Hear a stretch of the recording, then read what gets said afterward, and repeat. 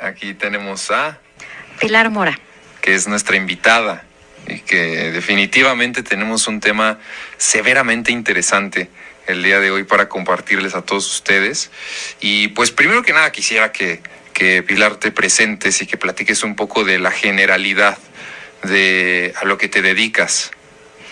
Bueno, pues yo tengo un postdoctorado, soy especialista en micotoxinas y cómo afectan las toxinas de los hongos en la salud mental infantil.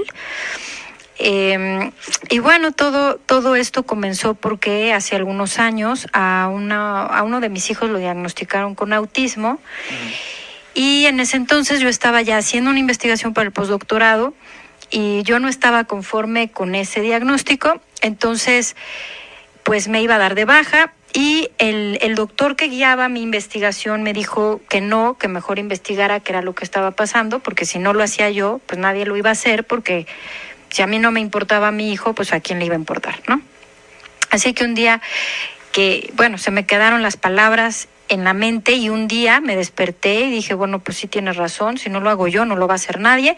Así que a raíz de eso fue que investigué qué es lo que podría haberle estado pasando y afortunadamente lo encontré, y la causa de ese padecimiento que sí parecía autismo, pero no era autismo, era una infección intestinal, fue un hongo. Entonces, desde ese momento, desde que yo descubrí que era lo que estaba pasando, me he dedicado a investigar más y más y más qué es lo que hay atrás de todo esto. Y afortunadamente, solo cambiando la alimentación se eliminó el problema. Entonces, todas esas características que parecían autismo se eliminaron.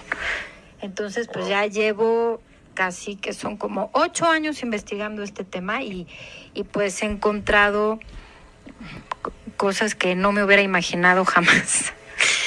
¡Qué locura!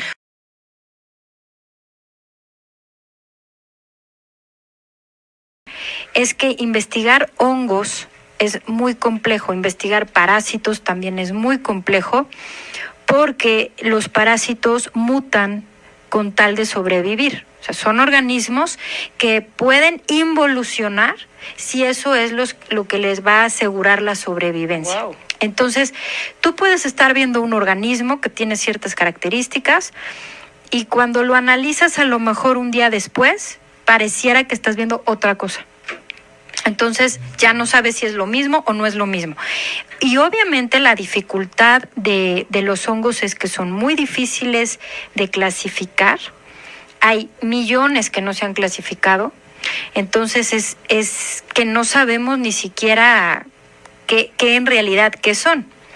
Entonces, esta rama de la ciencia está muy limitada todavía. ¿Cómo se llama la rama? Micología, vamos a decir micología aplicada o micología médica, lo que es la microbiología, sí enfocado a lo que es la medicina.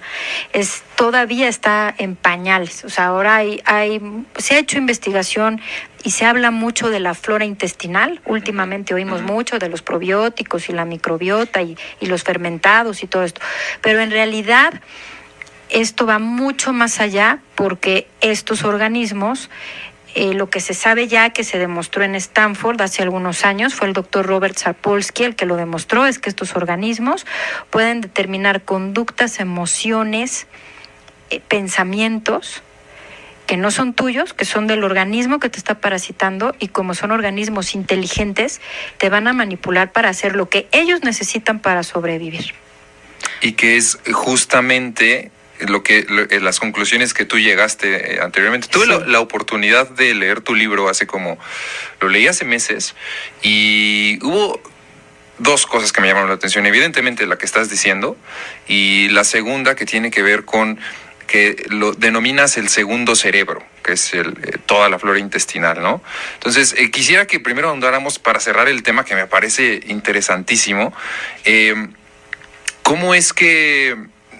Es decir, ¿qué conductas son las que las bacterias tienen con nosotros. ¿Cuáles son esas conductas? Ok, mira, te voy a poner un ejemplo hablando del Toxoplasma gondii, que es un protozoo. Ese organismo lo hemos oído que tiene que ver con los gatos, ¿no? Los gatos son los que nos van a transmitir ese parásito. ¿Qué es lo que hace este protozoo, el toxo, cuando infecta a un ser humano? Lo que va a hacer es que en el cerebro va a cambiar el sentido del miedo por placer. O sea, lo que te da miedo generalmente, este organismo va a hacer que te cause placer de tipo sexual. Wow. Entonces, claro que la persona que está intoxicada con toxo, además de que hay personas que tienen dolores de cabeza muy fuertes, o sea, tienen malestares físicos, también van a hacer cosas que a otras personas les causarían miedo, como por ejemplo manejar a altas velocidades en la noche con los faros apagados o en motocicletas, o sea, hacer cosas que sabes que son muy peligrosas.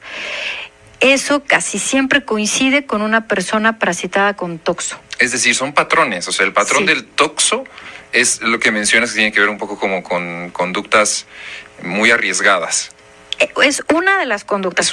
Otra conducta que hace el toxo es hacer que traigas gatos a tu casa. Esta imagen típica de la señora o señor que vive solo con 50 gatos es porque ya está intoxicado. Wow. Lo que le pasa a estas personas es que el olor de la orina de gato les causa placer sexual. En vez de que sea desagradable para ellos, es muy agradable y eso les causa. Entonces, los hace personas aisladas, solitarias, y entonces traen más a más gatos porque ese olor... ¿Y el que está parasitado se da cuenta de eso? O sea, no. ¿Yo me doy cuenta de que eso me está produciendo placer o no? No, porque este organismo va a interferir con las conexiones cerebrales, entonces, pues para ti ahí me gustan los gatos, ¿no? Y hasta ahí vas a llegar. Pero realmente se alimentan, digo, ahí es como digamos el ciclo, ¿no?, de vida de los parásitos es ese, ¿no?, que se alimentan de, me imagino, perdón un poco la ignorancia, ¿no?, pero las partículas o del gato, de bueno, en el caso del toxo en particular, lo que hace que la persona infectada traiga más gatos a su casa, es que el toxo solo se puede reproducir en el intestino de otro gato. Entonces, para asegurar su supervivencia, necesita atraer a más gatos. Ya, ok. Entonces, la persona que está infectada va a traer más gatos a su casa porque entre más olor a orina, más placer sienten. No, es una de las razones por las que traen tantos gatos. Alguna vez tú y yo comentamos el tema de la kombucha y sería interesantísimo porque hoy está muy de moda que todo el mundo anda tomando kombucha y desde que tú me dijiste que no, ya no la tomo, o sea... Bueno, el tema de la kombucha sí es un tema porque ahora resulta que todos son expertos fermentadores y todos fermentan kombucha y kefir y búlgaros y tíbicos en sus casas y la realidad es que son caldos de cultivo.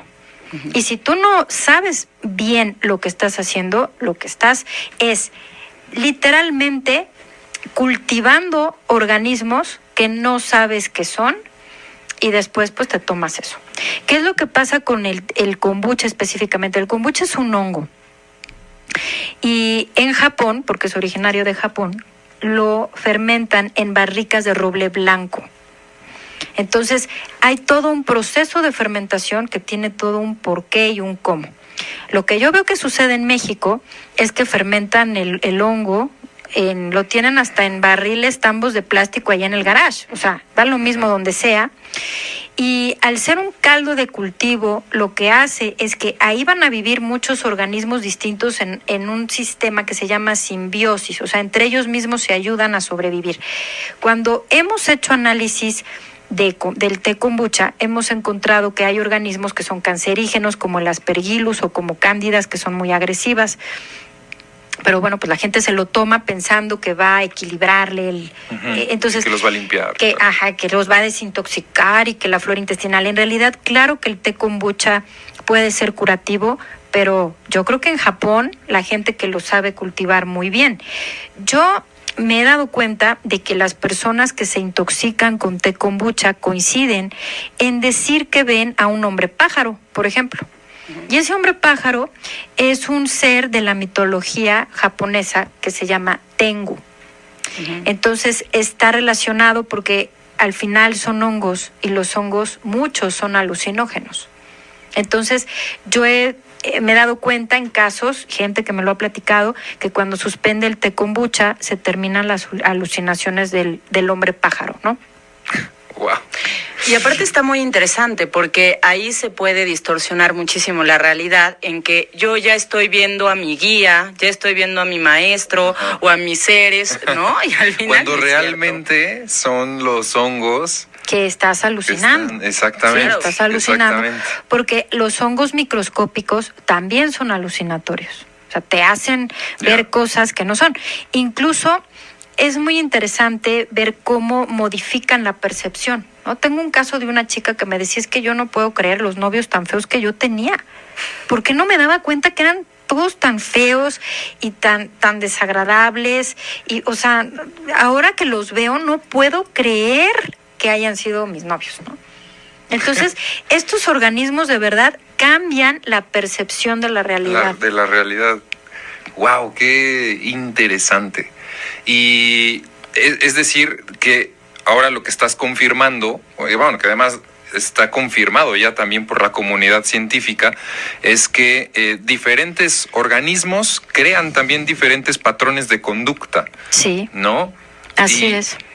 Digo, creo que la pregunta obligada es ¿cómo podemos evitar que estos organismos entren o tener precauciones para lograr tener una vida, digamos, un poco más llevadera, ¿no? A mí me encantaría que antes de que nos conteste esto aquí, ¿no? Pueden ponerte en riesgo de matarte, pueden ponerte en riesgo de a lo mejor matar a alguien o lastimar a alguien. O sea, estos bichos, por decirlo de esta forma, ¿pueden verdaderamente amenazar a otros o amenazarte a ti? Sí. Hay organismos que se ha detectado que cuando la persona está muy, muy parasitada por el microorganismo de este tipo, empieza a tener, por ejemplo, pensamientos suicidas, ¿no? O pensamientos ellos dicen que escuchan que alguien les habla, ¿no? Entonces, esto se ha diagnosticado como esquizofrenia, por ejemplo. Pero ellos reportan decir, por ejemplo, es que me están diciendo que vaya por un cuchillo y mate a mi hermano, por ejemplo, ¿no? Eso es algo que yo oigo más de los niños. Los adultos difícilmente lo van a decir así tan, ¿no? Sin pensarlo. Pero los niños sí lo dicen. Y lo que yo me he dado cuenta es que una vez que se hacen cambios en los hábitos, esto empieza a desaparecer. Estos pensamientos y estas conductas desaparecen completamente, porque el organismo es el que está generando esos patrones de pensamiento que son erróneos.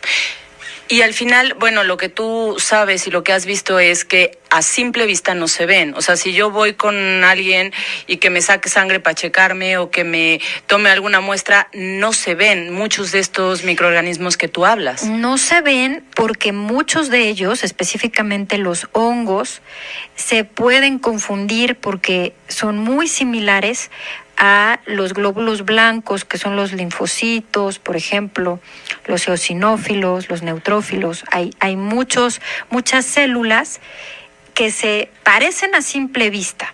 Obviamente ya cuando se utilizan tinciones o se utilizan técnicas de diferenciación específicas, los podemos ver.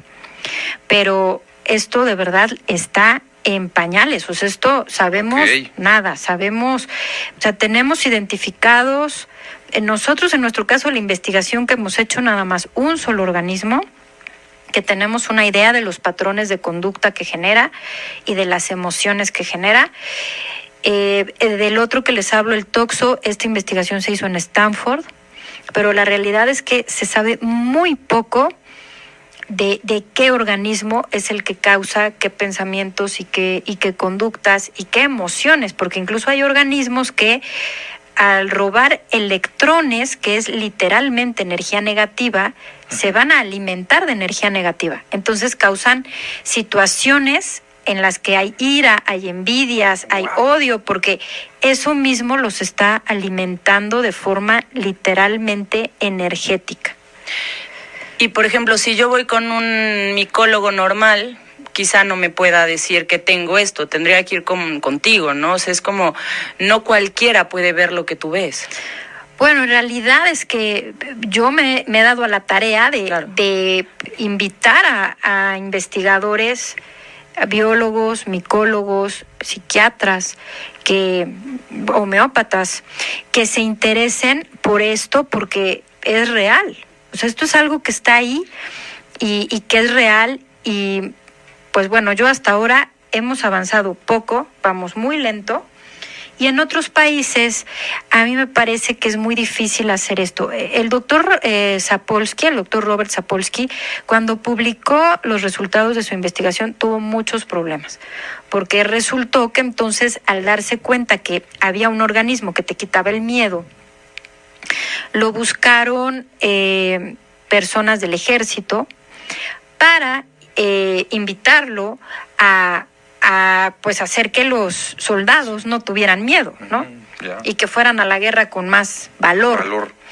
Entonces él no se prestó a hacer eso y bueno, pues terminó yéndose de Estados Unidos. Ahora trabaja investigando por qué las cebras no se estresan en algún lugar de África, ¿no? O sea, literalmente así de radical. O sea, cambió radicalmente de... Sí, porque él no quiso. O sea, él decía que él hacía investigación por el ser humano, para el ser humano, no en contra de él, ¿no? Sí, o sea, tenía ese valor, ¿no? Que evidentemente hizo que negara la invitación del ejército. Entonces, eso truncó la investigación. Chin, qué lástima. Pero bueno, a ver, de todas formas, se formó ahí un nicho de científicos en donde estás tú adentro, en donde están investigando, ¿no? Sí, estamos... Un poco como que les dieron la estafeta. Bueno, sí, yo ya... llevo algún tiempo observando porque verdaderamente es súper difícil demostrarlo todavía, pero hemos visto casos, hemos tenido casos, por ejemplo, en los que un niño que no habla arroja un parásito que mide 90 centímetros y entonces empieza a hablar, ¿no? ¿Cómo? ¿Arroja como de 90 como una centímetros? Lombriz, sí, como una lombriz de tierra que mide literal 90 centímetros, ¿no? Y entonces el niño empieza a hablar. Sí, esas cosas he visto que son, ¿cómo? ¿No? Esto estaba ahí adentro y por eso el niño no hablaba. Hay casos que se dan así. ¿O el caso de la niña que no tenía pelo? Ay, sí, una vez tuve el caso de una chiquita que se le cayó todo el pelo. Y pues bueno, entonces empecé a investigar qué fue lo que le había pasado. Y ella estaba infectada con un hongo que se llama Rhizopus. Que lo que hace este hongo es acumular cadmio. Los hongos microscópicos son bioacumuladores de metales pesados de forma natural. Entonces, esta chiquita se había contaminado con cadmio y el hongo, que ella empezó a cambiar sus patrones alimenticios y solo comía alimentos que necesitaban este hongo en su proceso de producción industrial. ¿Y qué hizo el hongo? El hongo atrapó el cadmio excedente, pero como consecuencia se le cayó todo el pelo. O sea, fue un efecto de la toxicidad del hongo. Perdió el pelo. Pero también veía a un lobo.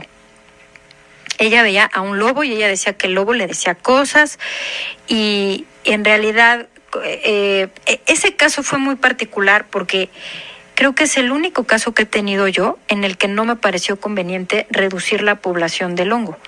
Si yo reducía la población de ese hongo, el cadmio se iba a liberar y muy probablemente iba a desarrollar cáncer muy rápido. Entonces, pues no era lo más conveniente. Pero ella decía que veía un lobo y que el lobo le decía cosas. Y ella también decía que venía de otro planeta y decía muchas cosas, platicaba muchas cosas, ¿no?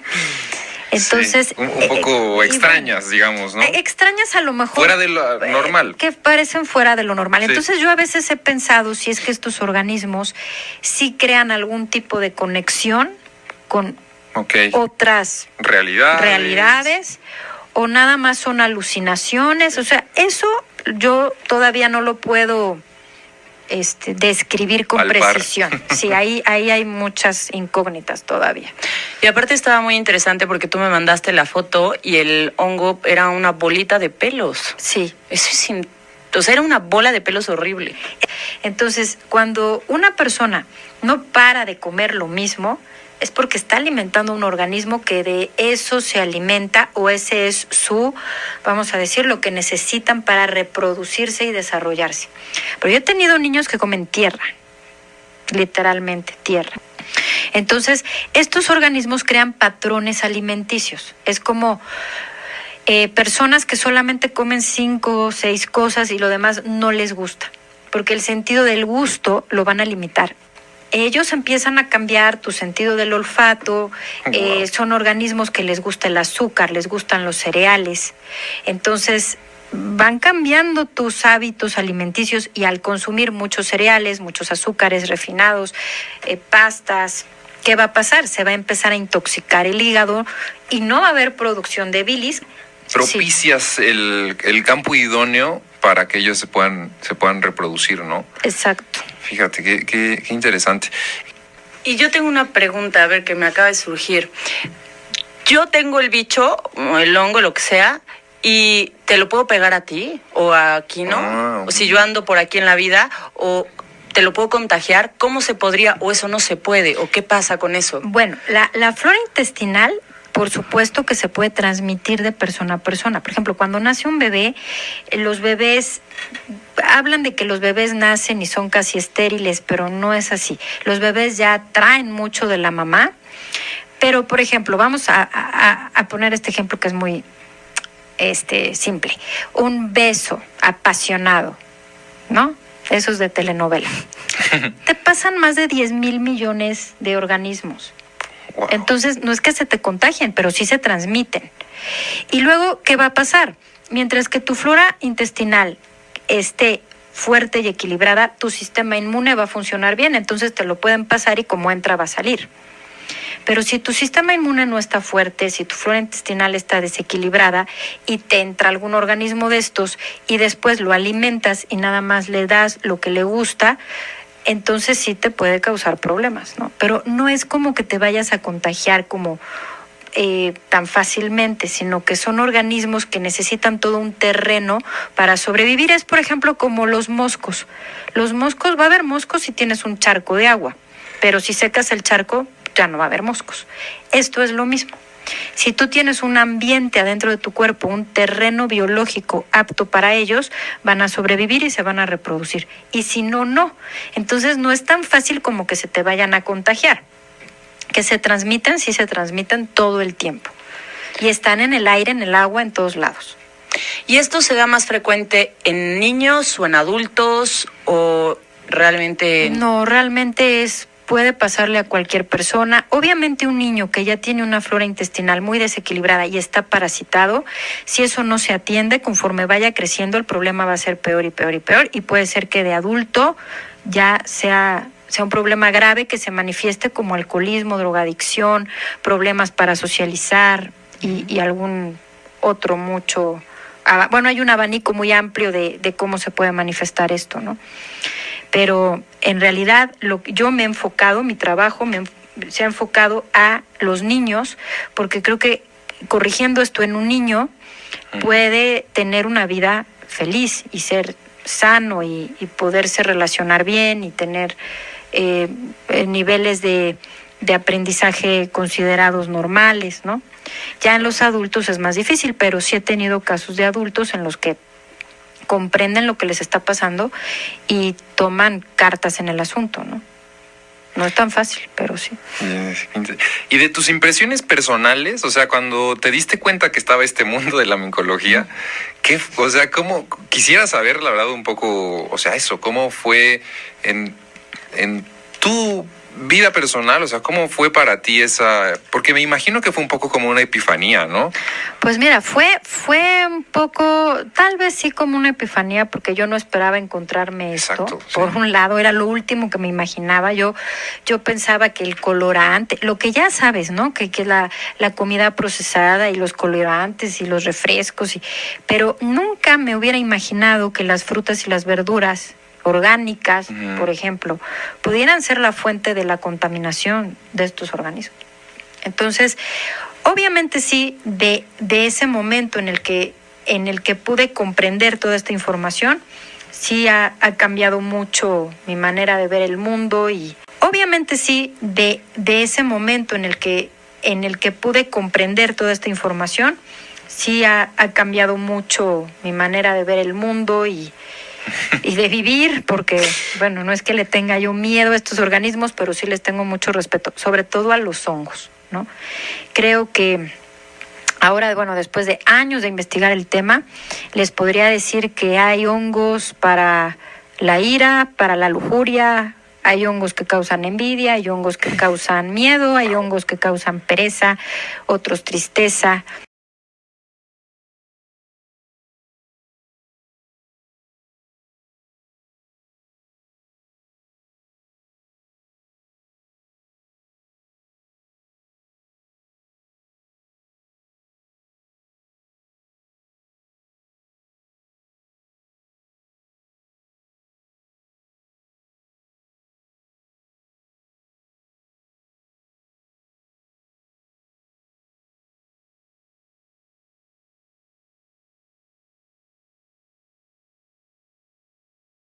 ¿Qué alimentos serán? Azúcar Ok. procesado, alcohol, o sea, comida chatarra, Ok. pues, ¿no? Entonces, a mí me llama mucho me llama mucho la atención su caso porque ella es una chica muy sensible, muy inteligente y me ha descrito los procesos que tiene mentales cuando come estas cosas y cómo se siente y qué le pasa y qué piensa. Lo deja de comer y todo eso se elimina. Y es muy interesante también otro dato que les voy a platicar, porque estos como brotes de ideas exóticas que tienen que ver con los parásitos se manifiestan el día de la luna llena, Ok. generalmente, ¿no? Eso también tiene que ver los ciclos de la luna. traslación. Y de ahí viene el término lunático. Porque los días de luna llena hay más asesinatos, hay más violaciones, nacen los bebés, ¿no?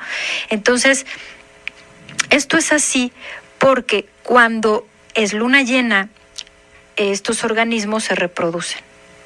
Entonces el metabolismo se incrementa, la toxicidad se incrementa y da lugar a que la persona haga cosas que no haría a lo mejor un día que no fuera luna llena. Que no fuera luna llena. Claro que esto es en combinación con otros factores.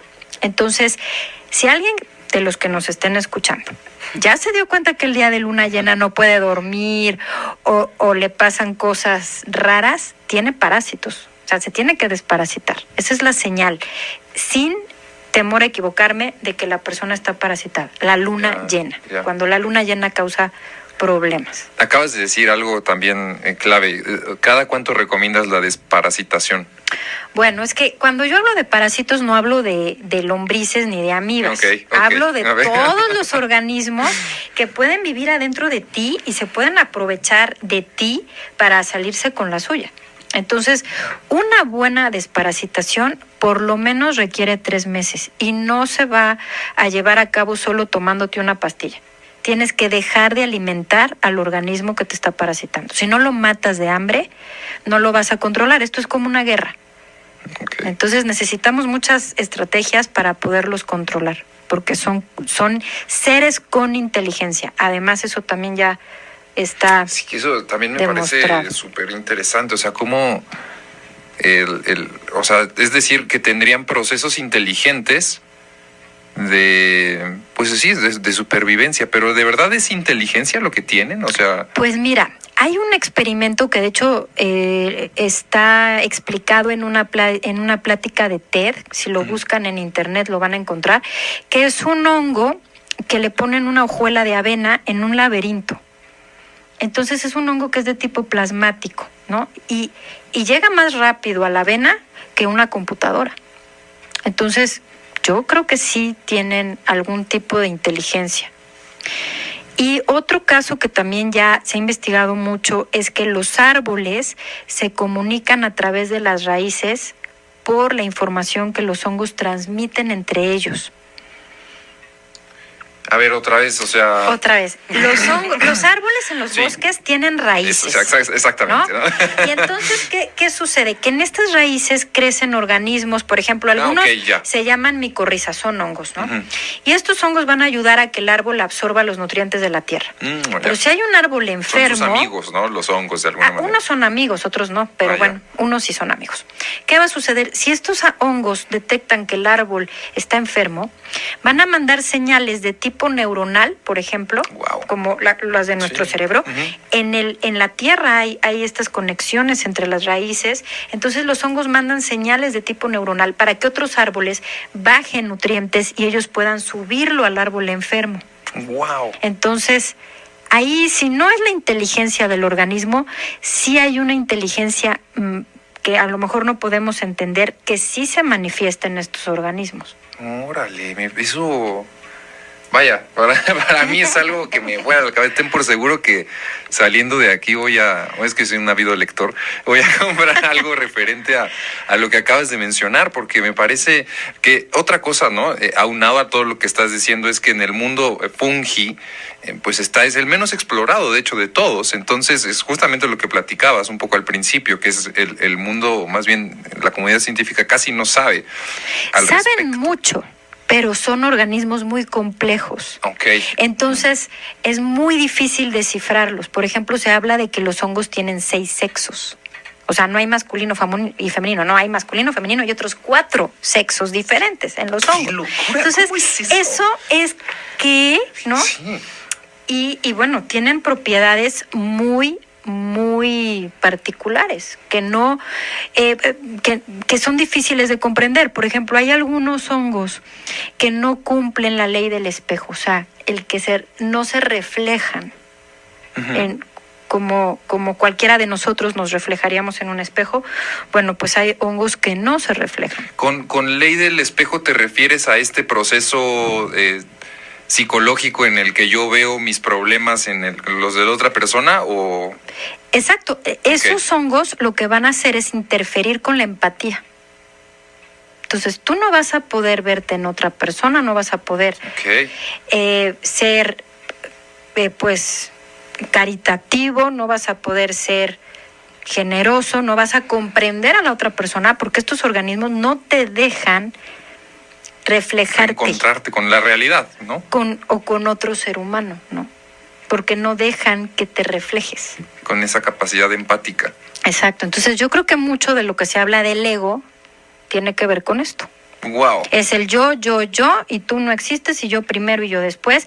Y también creo que mucho del mundo en el que vivimos tiene que ver con esta forma de ser en la que voy yo primero y yo después. Y no vemos que si no estamos todos bien, no podemos estar bien. ¿No? Pero sí, claro. Ahí hay algo que yo intuyo, que puede tener que ver con estos organismos y sus características. Fíjate, es algo... Es interesantísimo. Sí, no, claro, es algo completamente nuevo para mí.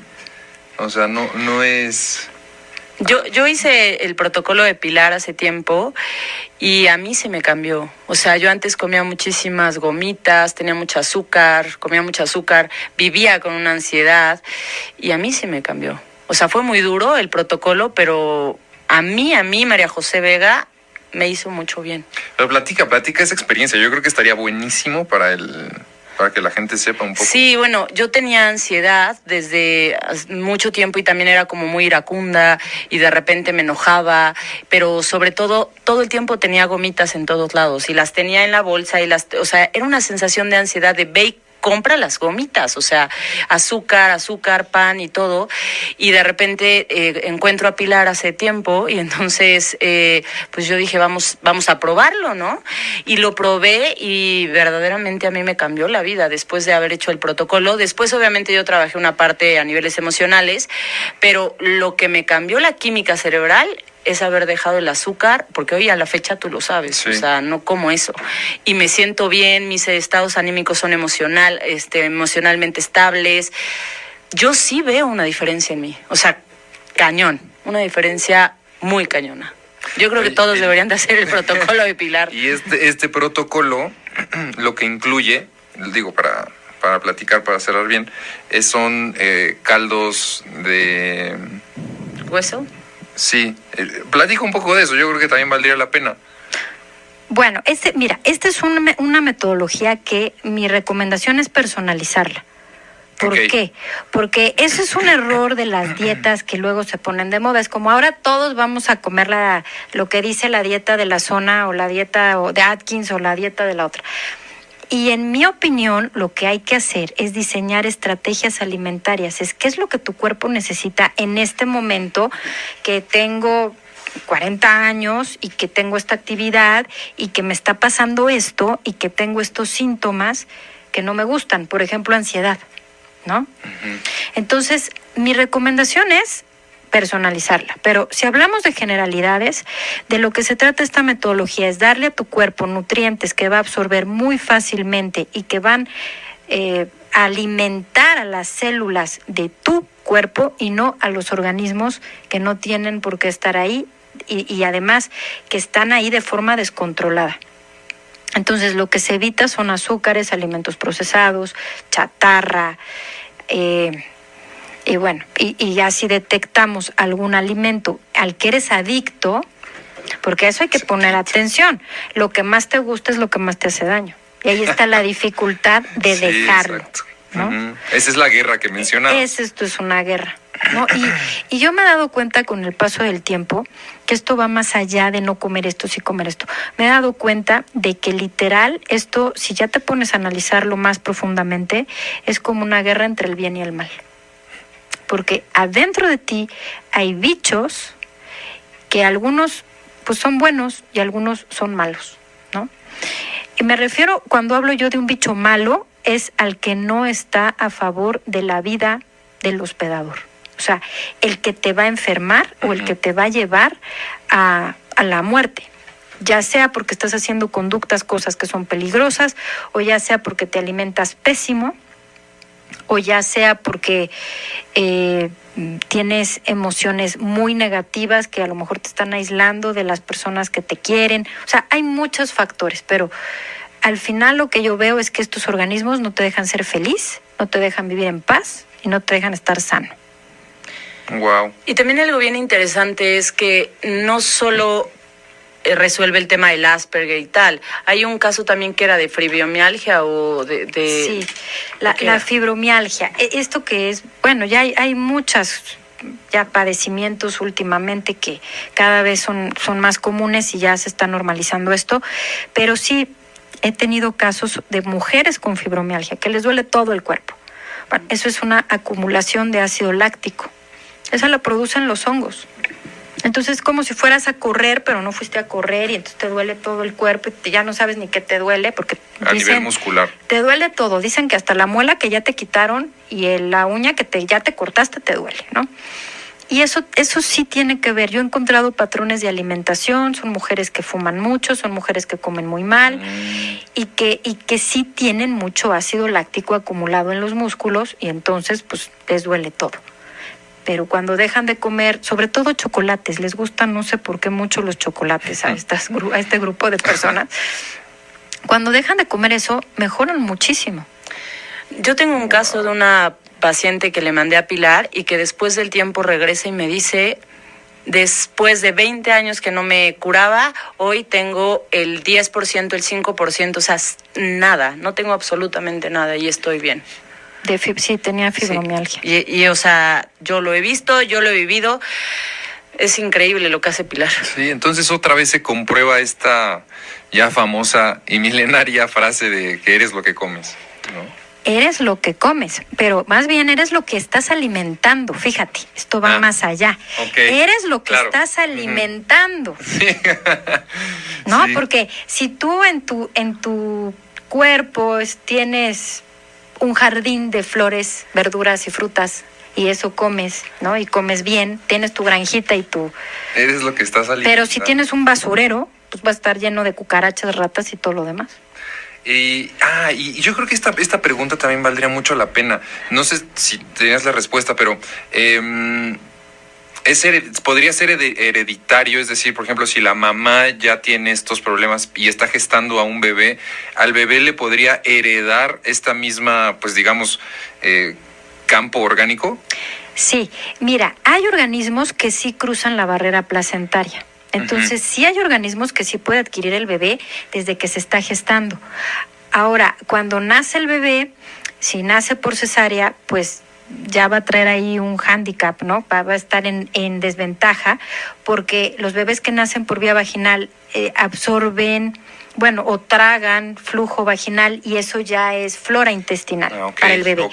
Y después tenemos el problema de que las mamás que amamantan a los bebés y las mamás comen pésimo, pues los bebés van a estar mal desde bebés. Entonces, sí hay algo que sí le van a heredar a los niños. Y además hay otro factor. Estos organismos son epigenéticos. ¿Eso qué quiere decir? Que van a modificar tu cadena genética. A lo mejor a ti no te iba a dar cáncer, pero estás lleno de organismos que son cancerígenos, te da cáncer. Entonces, ahí ese es otro factor que hay que considerar. Claro. Sí, yo me quedo con esta idea de que, bueno, entonces no eres lo que comes, eres lo que alimentas, ¿no? Y que justamente en este, pues, en proceso sí es un poco como concientizar también cuáles son nuestros hábitos. ¿Qué es lo que tú haces recurrentemente para, pues, justamente evitar una complicación como estas? Yo personalmente en mi vida, mira, la verdad es que ninguno de nosotros, o sea, yo no te voy a decir que yo no tengo parásitos, no, todos tenemos, yo también tengo y todos tenemos, pero pues mi recomendación es limitarse, o sea, no nada más comer lo que te gusta, no limitar tu alimentación a ciertas cosas, porque es muy común que las personas desayunan todos los días lo mismo, comen más o menos lo mismo, cenan lo mismo, ¿no? Entonces eso es lo que va creando estos desequilibrios. Yo pues me desparasito de vez en cuando,